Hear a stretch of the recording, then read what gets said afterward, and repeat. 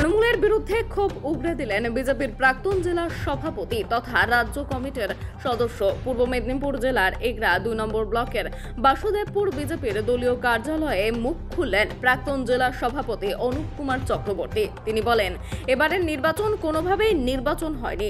রাষ্ট্রপতি শাসন জারি করে নির্বাচন করলে বিজেপি অনেক ভালো ফল করত।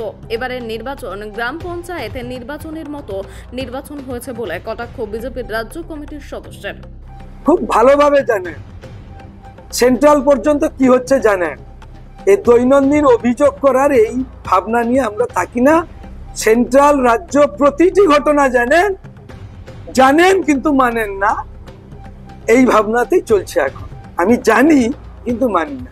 তাহলে কি আবার সক্রিয়ভাবে একদম আমার ট্যাগলাইন হচ্ছে বিজেপি আমাদের।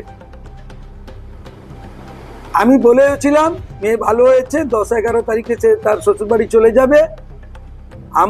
এটা আমার ব্যাপার নয়, শুধু সারা ভারত পশ্চিমবঙ্গ ব্যাপী কার্যকর্তাদের আমি আবেদন করব, আসুন বিজেপি রাষ্ট্রীয় দল সারা ভারতবর্ষ বিজেপিকে তাকিয়ে আছে, মোদিজিকে তাকিয়ে আছে।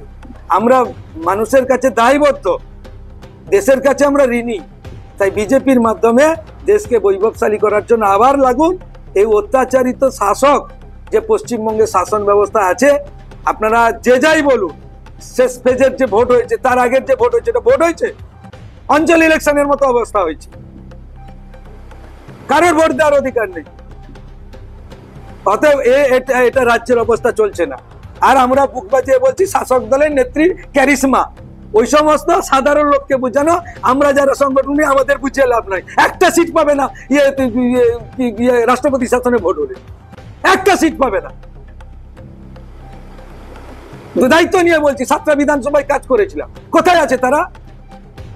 তৃণমূল কোথায় আছে? 7টা বিধানসভা কোথাও নেই। সত্যি সংগঠন মেনে কাজ করা হয়, কোথাও থাকবে না। কারণ মানুষ শান্তি চায়, উন্নয়ন চায়।